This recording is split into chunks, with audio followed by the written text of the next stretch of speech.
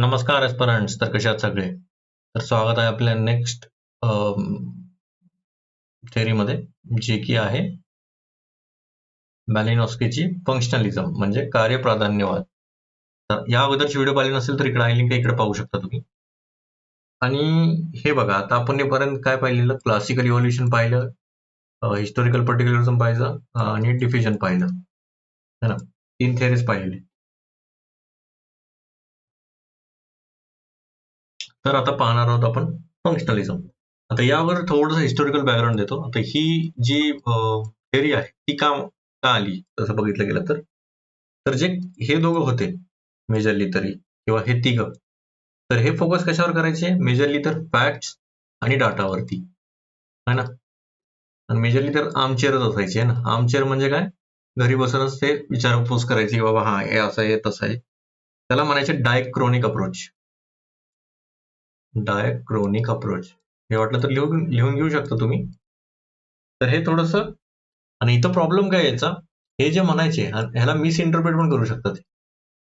तर त्यामुळे याच्यावर विश्वास करणं थोडंसं डिफिकल्ट व्हायचं. आणि तिथनं पुढनं हे जे आले मॅलिनॉस्की, तर यांनी जे डायक्रॉनिक होतं तर ते सिंक्रोनिक केलं. सिंक्रोनिक म्हणजे काय? तुम्ही तिकडे जावा ट्राईबमध्ये, मस्तपैकी राहा, बघा, इन्व्हॉल्वमेंट करा, त्यांची भाषा शिका, आणि मग बघा की तुम्हाला काय वाटते त्यात, काय काय आहे. आणि ही जी मेथड असेल तर त्याला म्हणतात सिंक्रोनिक अप्रोच. किंवा तुम्ही सोसायटीमध्ये स्टडी करायचं तर तुम्हाला सोसायटीबद्दल सगळी माहिती असायला पाहिजे, लँग्वेज शिका वगैरे वगैरे, खूप सारं.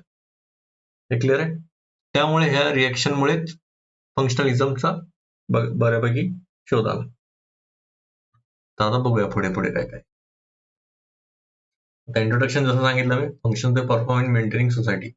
बघा, फंक्शनलिझम जर बघितलं गेलं तर मेजरली काय करतं एक्सप्लेन कल्चरला किंवा सोशल फिनॉमिनाला, तर ते म्हणतात की फंक्शन आहे, काही ना काहीतरी कार्य आहे, कार्य प्राधान्य आहे ना, प्राधान्य आहे. तर मग काय ना काहीतरी कार्य करत राहतं. कुठलाही कुठलाही फंक्शन घ्या, म्हणजे कुठली नीड असेल, काही असेल, तर ते आपण पुढे बघणार. वेगवेगळे थिअरी त्यांनी मांडले, 2 मेजरली स्कूल ऑफ थॉट त्यांनी मांडले, तर ते बघूया.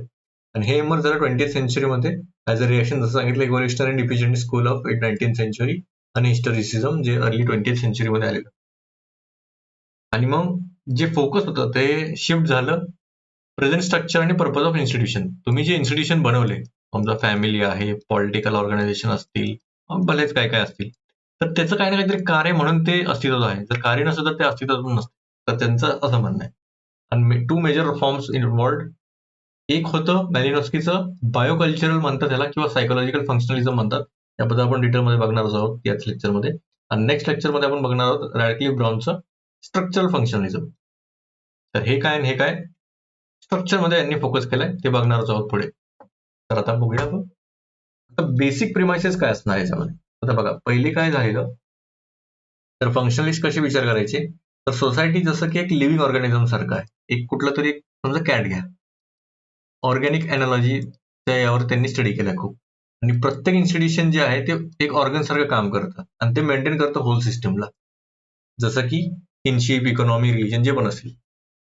तर समजा हे कॅट आहे, तर त्याचे हात, पाय, नाक, कान, डोळे, तर हे जे जे पण ऑर्गन असेल, आतले जे पण ऑर्गन्स आहेत, समजा लिव्हर, पॅन्क्रियास, स्टमक, किडनी, तर हे प्रत्येक इन्स्टिट्यूशन मेंटेन करायला बघतं. आणि त्याचाच एक पार्ट आहे सोसायटी. मग पूर्ण जर ॲज अ होल बघितलं गेलं तर ही सोसायटी आहे. आणि जे इंडिव्हिज्युअल्स आहेत ते सेल्स आहेत सोशल ऑर्गॅनिझमचे. इन्स्टिट्यूशन इंटर रिलेट आणि कोऑपरेट करतात ताकी चांगलं व्यवस्थितपणे सोशल इक्विलिब्रियम राहावं.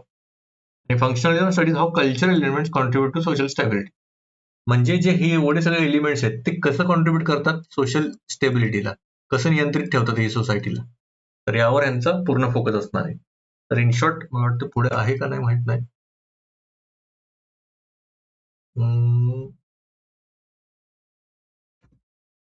ठीक आहे, नाहीये. तर हे चांगल्या पद्धतीने जर सांगायचं झालं तर आपलं सौरमंडळ आहे, सोलर सिस्टम. त्यामध्ये सन आहे, इथं इथं प्लॅनेट्स आहेत, रिव्हॉल्व करतात आहे, है ना? और लयच पुढे गेलं, लय रिव्हॉल्व झालं वाटतं. ठीक आहे, कुठे गेलं आपलं प्लॅनेट?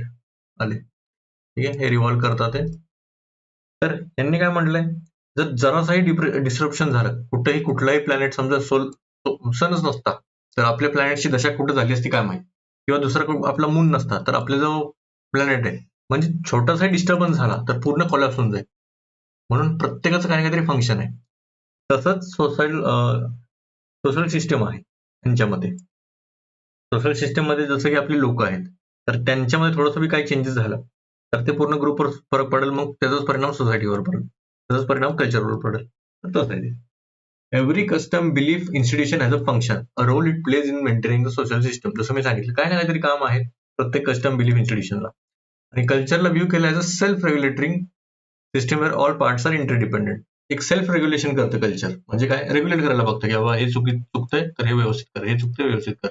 तर तसं. आणि हे एक्झामाइन करतं रिलेशनशिप बिटवीन सोशल स्ट्रक्चर आणि सोशल फंक्शन. ठीक आहे. तर फंक्शनलिझम जे बघितलं गेलं तर हे एक्सप्लेन करतात ते एक्झिस्टच का करतात आणि त्यांचं काम काय आहे किंवा पर्पज काय आहे, कार्य काय आहे, ते काय जे पर्पज जे आहे ते कसं सर्व करतात त्यांच्या सोसायटीमध्ये. आता यांचं कॉन्ट्रीब्युशन बघूया. आता जर पाहायला गेलं तर जे मॅलेनॉस्की जे आहेत तर ते मूळतः मला वाटतंय पोलंडचे आहेत. इथं लिहिलंय का? नाही लिहिलं वाटतं. ठीक आहे, कोई बात नाही. तर हे पोलंडचे आहेत आणि ते नंतर त्यांना स्टडी करायला ब्रिटनमध्ये आले आणि त्यानंतर इथनं पुढे गेले ते ऑस्ट्रेलियाला. पण 1914 मध्ये काय झालं माहितीये ना, फर्स्ट वर्ल्ड वॉर झाला. मग ब्रिटन आणि पोलंड तर एनिमी झाले. मग हे एनिमी एलियन झाले आणि त्यांच्यावर रिस्ट्रिक्शन्स आणले. मग हे तर राहिलेले ऑस्ट्रेलियामध्ये अडकून बसले. आणि तिकडंच एक आयलंड होतं, ट्रोब्रियन आयलंड, जे की पॅसिफिक ओशन मध्ये आहे, मेलेनेशियामध्ये, इथं बघू शकतो. तर तिथे अडकून राहिले. मग तिथं त्यांनी त्यांच्या जे ट्रोब्रियन आयलंडच्या वरती जे पण होते ना, त्याच्यावर त्यांनी स्टडी केलं, खूप डिटेलमध्ये स्टडी केलं. त्यात त्यातनं एक मेथड त्यांनी तयार केली, जी की म्हणतात त्याला पार्टिसिपंट ऑब्झर्वेटरी मेथड. म्हणजे काय, पार्टिसिपंट व्हायचं, त्यामध्ये पार्टिसिपेट घ्यायचा. जसं तुम्ही डान्समध्ये पार्टिसिपेट करता, पिकनिकमध्ये किंवा कुठल्याही ऍक्टिव्हिटीजमध्ये पार्टिसिपेट करता. म्हणजे काय, तुम्ही पूर्णपणे इन्व्हॉल्व्ह होताय त्यामध्ये. तर हेच त्यांनी केलं, पूर्णपणे ते इन्व्हॉल्व्ह झाले, त्यांची भाषा शिकली त्यांनी, त्यांच्यामध्ये राहायला लागले, ते त्यांचं कसं कस्टम आहे. त्यामध्ये एक होतं कुलारिंग. कुलारिंग आपण जर पाहिलं नसेल तर युनिट 3 मध्ये आपण डिटेलमध्ये केले. जर सांगायचं झालं शॉर्टमध्ये तर एक ब्लँक पेज आहे का इथं? इथं वेगळंच आहे. ठीक आहे, याच्यावरच सांगतो मी तुम्हाला कुलरिंगचं. इन शॉर्ट मध्ये सांगू का?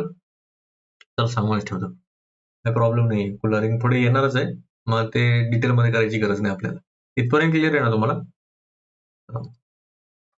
तर कुलरिंग मध्ये काय आहे,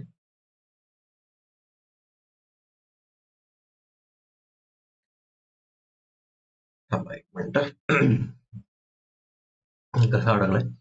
तर इकडं न्यू गिनी आहे. अरे बापरे, एवढं मोठं काय. इकडं न्यू गिनी आहे. न्यू गिनी मॅप मध्ये बघू शकता तुम्ही. तर न्यू गिनी आहे इकडं, जे की आहे एक छोटे छोटे आयलंड आहे तिथं, असं आयलंड आहेत. आणि हे सगळे जे मिळून होतं ते ट्रोब्रियन आयलंड होतं. ठीक आहे, पर्यंत क्लिअर आहे. ही झाली जॉग्राफी एक. आता यामधले लोक काय करायचे, तर यामधल्या लोकांना बोयावान्स म्हणायचे. पीपल जे असायचे यामध्ये, बोयावान्स.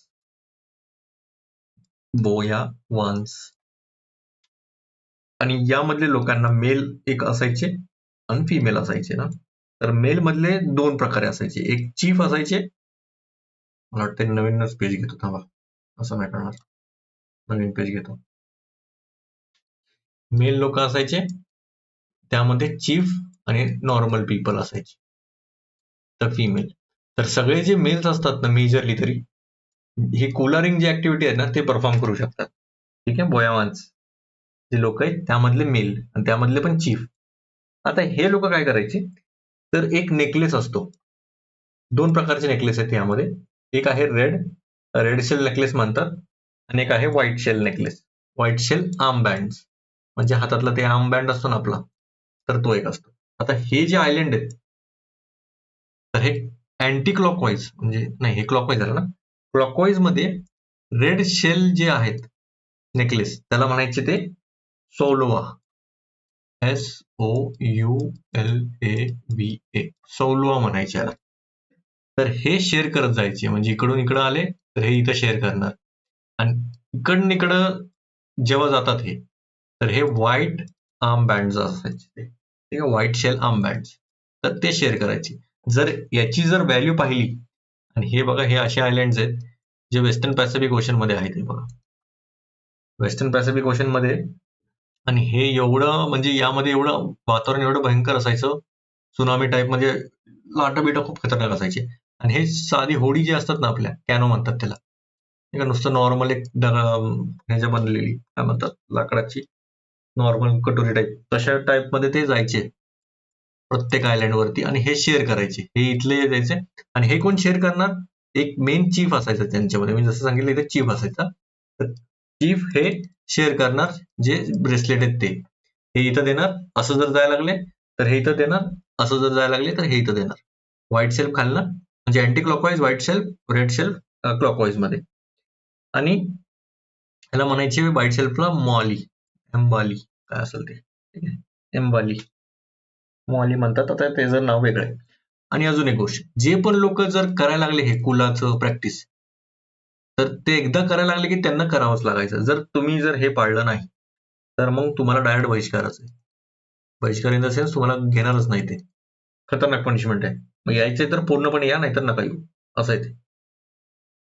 तर हे सगळं पाहत होते कोण? मॅलिनॉस्की.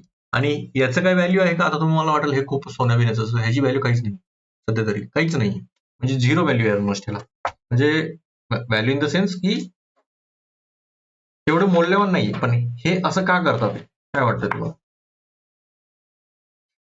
हे जेव्हा देतात कुठलीही गोष्ट, गिफ्ट, त्याला स्टेटस म्हणतात. एक स्टेटस दाखवतो आपण एवढं लांबनं आलोय आणि गिफ्ट देतोय तुम्हाला. एक रिस्पॉन्सिबिलिटी, एक ऑब्लिगेशन आहे तुमच्यावर.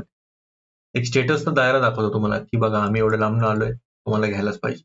आणि हे दरवर्षी करतात, पाहिजे एव्हरी इयर हे करतात. आणि जे चीफ आहेत ते एक्सचेंज करतात, हे तर सांगितलं. आणि जे बाकीचे लोक आहेत ना राहिलेले, तर ते बार्टर करतात. बार्टर म्हणजे तुमच्याकडे जर गहू नसेल तर ते द्या, आम्हाला टमाटे द्या, तसं टाईपमध्ये. आणि त्याला म्हणायचे जीएम वाली. हे जे बार्टर बसायचं ना, म्हणजे जे बाकीचे लोक करायचे, तर जीएम वाली, हे वाटलं तर लिहून घेऊ शकता तुम्ही, हे तुम्हाला स्लाइड्स मध्ये सापडणार. आणि हे तुम्ही जास्तीत जास्त जे पण आहे ना, हे तुम्ही 2 वर्ष नाही, मॅक्स टू मॅक्स 2 वर्ष ठेवू शकता, त्याच्या पुढे नाही ठेवू शकत. ठीक आहे. आणि जर ठेवलं तर परत बहिष्कार होऊन जाईल तुम्हाला. सोशल पनिशमेंट आहे डायरेक्ट. क्लिअर आहे? कुलारिंग हे सगळं पाहिलं कोणी? विके मॅलिनॉस्कीनं. क्लिअर आहे? बाकी मला वाटतं बऱ्यापैकी सांगितलं. हे जे सगळं मांडलंय ना कुलारिंगचं, ते कुठं मांडलंय त्यांनी? बुकमध्ये, 1922च्या, जे की आहे, कुठली बुक आहे सांगा मला? आर्गोनॉट्स ऑफ वेस्टर्न पॅसिफिक. ठीक आहे, 1922 मध्ये आहे. क्लिअर है? तो ये सब था पोलारिंग के बारे में, थोडासा डिटेल में बताया, क्योंकि मला वाटत नाही तुम्हाला एवढ्या डिटेल मध्ये मी सांगितलं असेल, बरोबरच सांगितलं असेल, पण ठीक आहे. ओव्हर आयडिया क्लिअर आहे. त्यानंतर कॉन्ट्रीब्युशन, आता कॉन्ट्रीब्युशन बघतोय 84 ते 42 पर्यंत. फाउंडिंग फादर मानले जातं ब्रिटिश सोशल अँथ्रोपॉलॉजीचे. इनिशियली त्यांनी ट्रेन केलं मॅथमॅटिक्स, फिलॉसॉफी, नंतर अँथ्रोपॉलॉजी झाले आफ्टर रिडिंग द गोल्डन बॉक. आता फ्रेझरची जी बुक होती ना, ते रीड केली त्यांनी, गोल्डन बॉक. आपण बघितलं फ्रेझर. फ्रेझर कोण आहेत मला सांगा कमेंट सेक्शन मध्ये. Studied at the London school of economics under CG सेल्युमन. जसं मी सांगितलं, ब्रिटनला आले, लंडनमध्ये. मग एक्सटेन्सिव्ह फील्डवर्क केलं त्यांनी टोब्रिन आयलंडर्स मध्ये, मेलिनेशिया, जे की आता पूर्ण सांगितलं. आणि participant observation and long term fieldwork त्यांनी कोर अँथ्रोलॉजिकल मेथड काढली आहे, असं सांगितलं. आणि फादर ऑफ एथनोग्राफी म्हणतात. एथनोग्राफी मी सांगितलंय अगोदर, पण एथनॉलॉजीचं आठवतंय का? एथनॉलॉजी काय होतं? एकाच टाईपचं डिटेलमध्ये स्टडी म्हणजे एथनॉलॉजी. आणि एथनोग्राफी त्याचा स्टडी. मग त्याला फादर ऑफ, म्हणजे ह्यांनीच ते बोलू शकतात जनकच आहेत. टायमर काय आता यांचं की वर्क बघितलं तर हे ऑर्गनॉट्स ऑफ वेस्टर्न पॅसिफिक, कुलरिंग, नंतर a scientific theory of culture, हे दोन तरी ऍटलीस्ट तुमची जी नावं आहेत ना, ही ऍटलीस्ट हे दोन तरी नावं यायलाच पाहिजे. बाकी जे आले तर चांगलीच गोष्ट आहे. मॅजिक सायन्स रिलिजन पण चांगलं आहे, डायनामिक्स ऑफ कल्चर चेंज पण ठीकठाक आहे. पण हे दोन ऍटलीस्ट यायला पाहिजे. हे तिसरं जर आलं तर चांगलीच गोष्ट. नीड्स थेअरी त्यांनी मांडली यामध्ये, आणि यामध्ये फुलरिंग सांगितलं 1922 आहे. आता फंक्शनल ओव्हरव्ह्यू काय सांगितलं त्यांनी, एम्पेरिकली होलिस्टिक आहे थोडंसं, believe that all parts of culture integrated interdependent, जे बऱ्यापैकी सांगितलंय. प्रत्येक जो पार्ट जे पण असेल, साधा पेन असू दे, खडू असू दे, तर सगळे इंटरडिपेंडंट आहे, इंटिग्रेटेड आहे. एक जर चेंज झालं तर सगळे चेंज होऊ शकतात किंवा त्यावर परिणाम होऊ शकतो. एम्फसाइज स्टडिंग इन्स्टिट्यूशन्स इन दर फुल कल्चरल कॉन्टेक्स्ट. जे इन्स्टिट्यूशन्स आहेत ना त्याच्यावर फोकस केला खूप जास्त त्यांनी. इन्स्टिट्यूशन आणि इंडिव्हिज्युअल, स्पेशली इंडिव्हिज्युअलवर जास्त फोकस केला. त्यांची जी अप्रोच आहे तर त्यामध्ये 2 प्रकारे असतात बघा. एक असते बायोकल्चरल फंक्शनलिझम, त्यांनी फोकस केला बायोलॉजिकल नीड्स वरती, आणि एक दुसरा आहे सायकोलॉजिकल फंक्शनलिझम, जे फोकस केला ह्युमनच्या मोटिव्ह आणि सॅटिस्फॅक्शन ऑफ नीड्स वरती. पहिले तर बायोलॉजिकल नीड्स काय आहेत? आता बघा पिरॅमिड मध्ये तुम्हाला सांगतो, यामध्ये पण मला वाटतंय मी सांगितलंय का, वाटतं पुढे सांगितलंय मी, हा हेच आहे 3 लेवल्स मध्ये. तर तेव्हा बघूया आपण, जेव्हा हे येईल ना तेव्हा सगळं बायोकल्चरल आणि सायकोलॉजिकल फंक्शन कळून जाईल. त्यानंतर कल्चरच्या बाबतीत त्यांचा व्ह्यू काय होता, एक मिनिट, मांजर आलं आमचं, एक मिनिट. कल्चर बाबतीत व्ह्यू काय होता, कल्चर एक इन्स्ट्रुमेंट आहे सॅटिस्फाय करण्यासाठी ह्युमनच्या नीड्सवर. मालिनस्की 1944 मध्ये यांचं असं स्टेटमेंट आहे. इथं पण स्टेटमेंट तुम्ही कुठेही यूज करू शकता. कल्चरमध्ये काय काय येतं मग, material tool, goods, social institution, charters, belief, custom and values.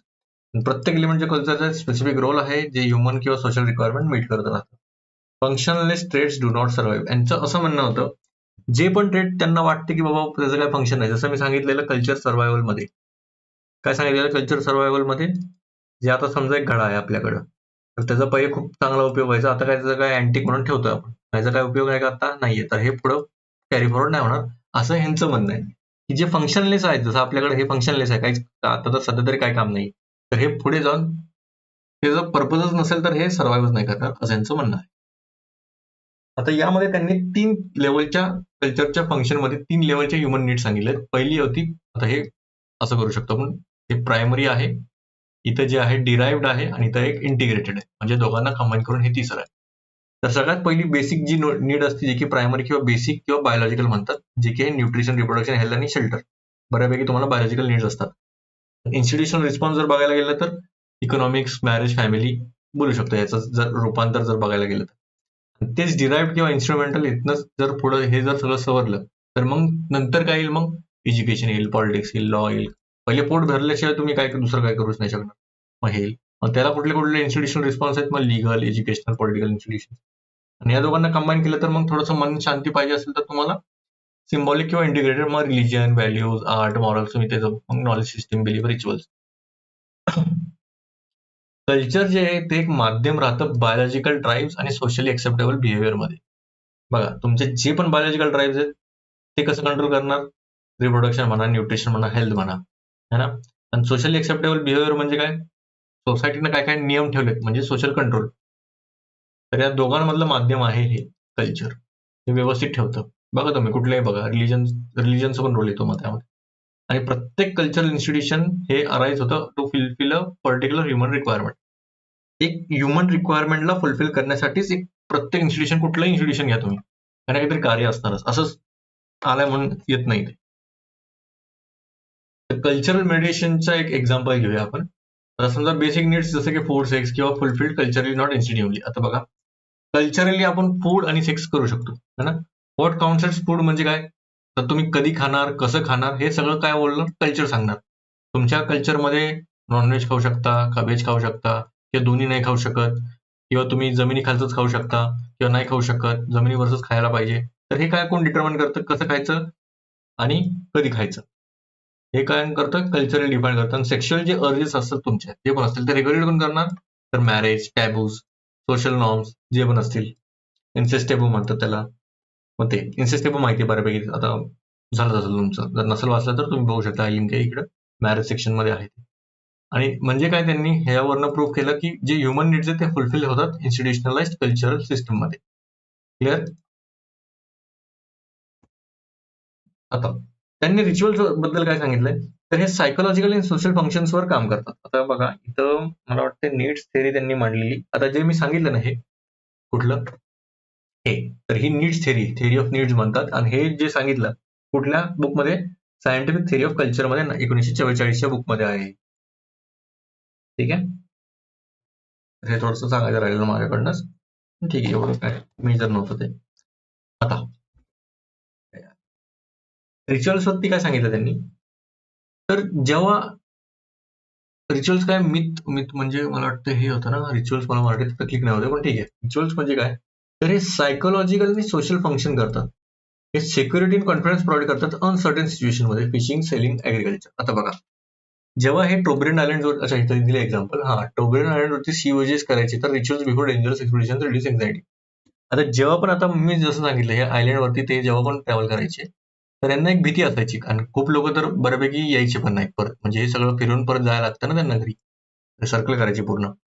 तर जाईपर्यंत मला वाटतं किती 10 ते 15 लोक असतील यामध्ये, किंवा किती पण असू शकतात, असं काही जरुरी नाही. आल्यावर हार्डली 3 ते 4 असतील. त्यांना एक भीती असायची की बाबा आता जर एवढ्या लांबच्या प्रवासानं चाललंय, तर काही ना काहीतरी आपण विधी वगैरे काहीतरी करूया. मग ते रिच्युअल्स तसे झाले. बघा, हे मॅजिक मध्ये पण करत होते विश्वास, हे धर्मामध्ये पण करत होते, आणि सायन्स पण होतं, कारण की ती होडी बनवायची. जसं मी सांगितलं, हे तिघं पण काउंटर करत होते कुठल्या, मॅजिक, सायन्स, रिलिजन वरती, जे की होतं, म्हणजे magic, religion, science, sorry, magic, religion आणि मग सायन्स. जे कुणाचं होतं, फ्रेझरचं होतं का, सांगा मला. तर ह्या ज्या विधी करायच्या, तर मेजरली जे डेंजरस एक्सपिडिशन असायचे, तर त्याच्यामध्ये जे एन्झायटी यायची त्यांना, तर ते कमी करणार. पण हे सबस्टिट्यूट नव्हते स्किलसाठी, but complementary support for maintaining morale. बघा, तुमचं जे मॉरल असतं ना, बघा कधी कधी काय असते, तुम्हाला बऱ्यापैकी येत असते सगळं, पण तुम्ही एवढं घाबरता ना, जे येणारे प्रश्न असतात ना, ते पण तुमचं होऊन जातं मग.